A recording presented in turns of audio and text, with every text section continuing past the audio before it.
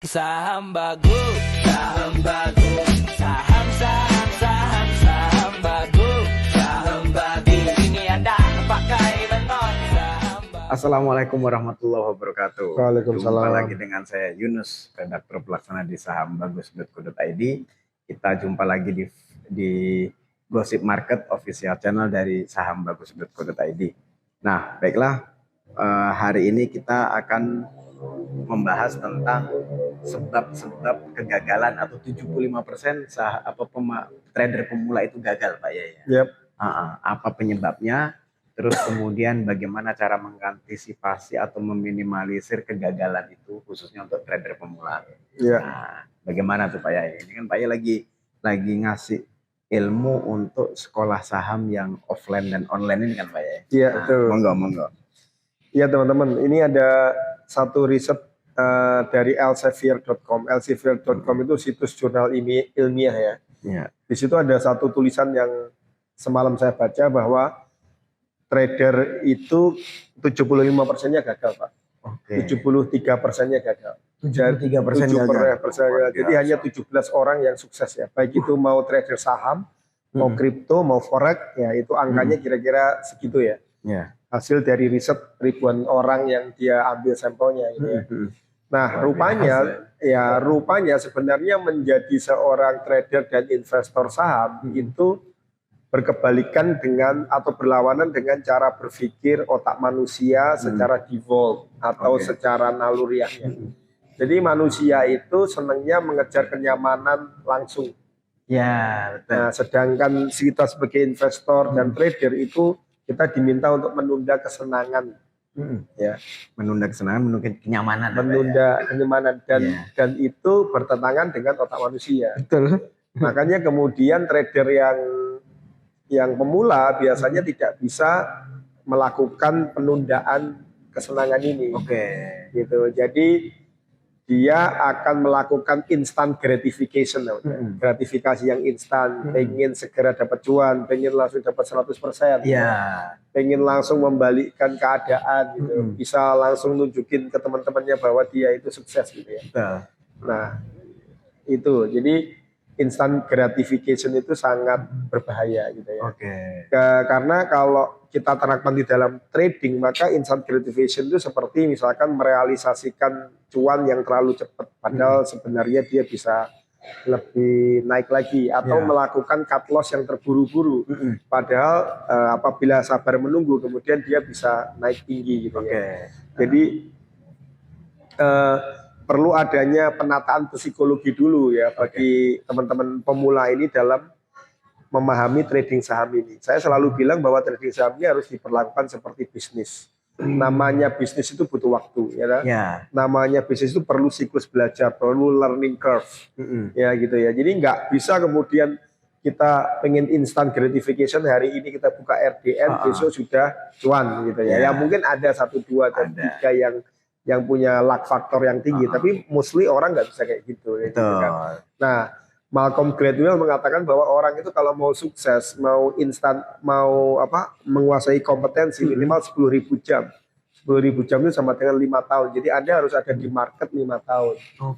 Ya, Jesse Livermore selalu bilang bahwa seorang yang sukses di pasar saham itu adalah bukan yang dapat cuan terbesar hari ini, bukan yang paling cepat juga dapat cuan hari ini, tapi adalah yang paling lama bertahan di market. Percuma Anda cuan hari ini cuan, besok loss, dan kemudian Anda akhirnya keluar dari market hanya dalam waktu 6 bulan. Jadi survei membuktikan bagi trader pemula itu biasanya 6 bulan dia sudah nggak tahan di market, dia sudah keluar market, sudah off the market. Jadi the lucky of beginner-nya sudah habis. Jadi ada yang namanya the lucky of beginner. Jadi ada keistimewaan orang yang baru buka RDN itu biasanya sama Allah itu dikasih kemudahan untuk cuan, kemudian dia menjadi besar kepala, akhirnya dananya semakin banyak. Justru ketika dananya masuk semakin banyak, kemudian loss-nya semakin banyak. Dan itu yang harus teman-teman waspadai, karena kalau kesuksesan di awal-awal itu hanya karena anugerah sebagai pemain awal, tanpa Anda nambahin ilmu berikutnya, maka siap-siap itu akan segera sirna. Oke. Jadi keistimewaan menjadi pemula itu kemudian sirna karena dia besar kepala dan tidak mau belajar sehingga dia merasa bahwa oh teknik saya ini yang paling benar, padahal mungkin teknik dia ini hanya teknik tebak-tebakan buah manggis kan gitu. Hanya kebetulan aja. Apalagi ketika Anda kemudian cuan di kala bull market seperti ini, ketika IHSG itu kemudian naik 22 kali lipat. 22 kali itu berarti apa? Ibaratnya monyet pun bisa cuan di kala bull market seperti ini. Tidak cuma Anda, jadi monyet pun trading saham hari ini bisa cuan. Nah, keahlian Anda sebenarnya nanti diuji bukan pada saat bull market, tapi saat bear market, saat IHSG ini turun, apakah Anda tetap bisa cuan ataukah kemudian Anda justru rugi besar. Oke. Nah, selain dua faktor tadi Pak ya, tadi kan dia maunya tetap instant gratification kan. Ya. Nah, terus kemudian dia juga tadi nggak pakai rumus tertentu, nggak pakai ilmu, dan dia nggak punya daya tahan di situ. Nah, lalu bagaimana dengan mereka-mereka yang secara finansial terbatas? Ya, kan? betul, ya. Nah, biasanya kan oke, terus trader pemula itu kan secara finansial juga terbatas Pak ya. Nah, gimana tuh? ya, justru karena orang yang finansialnya terbatas ini kemudian biasanya mentalnya terburu-buru dan pengen dapat cuan yang banyak. Jadi misalkan Anda punya duit 10 juta, kemudian Anda cuan 1 juta, ya itu kan cuannya sebenarnya udah 10%. Iya. Tapi bagi yang duitnya cuma 10 juta, ya uang 1 juta ini kerasa kecil. Ya. Nah, coba Anda ubah 10 juta ini kemudian menjadi 1 miliar. Maka 10% dari 1 miliar adalah 100 juta. 100 juta. Nah, tiba-tiba pandangannya berbeda. Ketika kamu punya RDN 100 miliar, 1 miliar ya. Kemudian sehari kamu 10%, kamu dapat 100 juta. 100 juta. Kamu akan cenderung bersyukur bukan? Ya. Ya, karena dapatnya angkanya gede, 100 juta gitu. Ya. Tapi ketika RDN-mu 10 juta, kamu dapat 1 juta, itu kamu ngerasa cuma dapat 1 juta. Padahal harusnya Anda bersyukur juga bahwa Anda dapat 10%. 10%. Tapi mostly orang nggak bersyukur. Nah, nggak melihat persentasenya, tapi ngelihat 1 jutanya. Iya, lihat nilai ya. Iya, ngelihat 1 jutanya, padahal 10% itu adalah sebuah cuan yang gede banget buat trading saham, apalagi cuma scalping dalam waktu sehari. Oke. Pengennya kalau anak-anak bocil itu sehari 100%. Makanya mereka lebih seneng future, lebih seneng forex, lebih seneng kripto. Nah, itu karena dia bisa dapat untung 100% sehari. Tapi mereka tidak pernah berpikir bahwa mereka juga bisa rugi 100% sehari. Bisa rugi 200% sehari. Mereka nggak pernah mikir. Gitu. Yang dipikirkan cuma, forex bisa dapat 100% sehari. Iya kalau dapat. Kalau tidak dapat bagaimana? Iya. Nah, gitu. Nah, kalau cara berpikirnya seperti itu malah trader pemula itu saya harapkan buat segera pensiun dini sebelum bangkrut. Ya. Gitu ya. Karena semakin bertahan dengan cara berpikir seperti itu malah semakin berbahaya.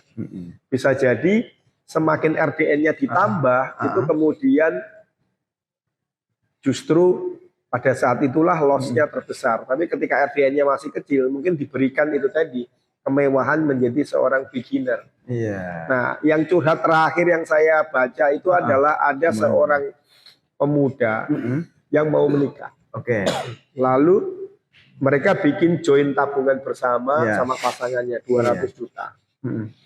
Nah, kemudian dia ngepost kalau nggak salah di TikTok atau apa, 200 jutanya itu sekarang hilang. Waduh. Karena trading future crypto.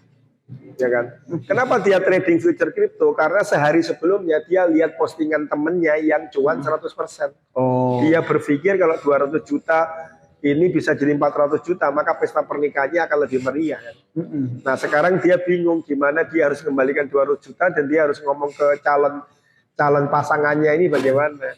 Jangan-jangan gara-gara lu ngilangin duit pasangannya dia itu jadi si pasangan nggak mau nikah lagi sama dia. Nah, jadi pusing kan? Iya, pusing gitu kan ya.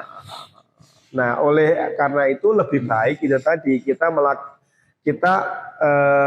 selalu berpikir bahwa untuk kaya itu pelan-pelan. Jadi Warren Buffett selalu bilang rich is slow, ya kaya itu pelan-pelan. Berapa nilai pagunya? Setahun itu harta Anda itu naik 30% itu sudah cukup, sudah sangat hebat.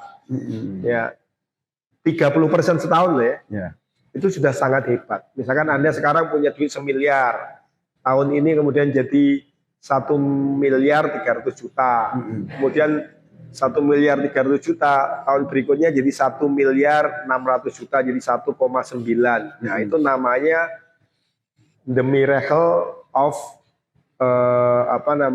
compounding. Ya, compounding itu artinya kita akan berlipat-lipat karena kita consistently melipat gandakan dalam jumlah kecil.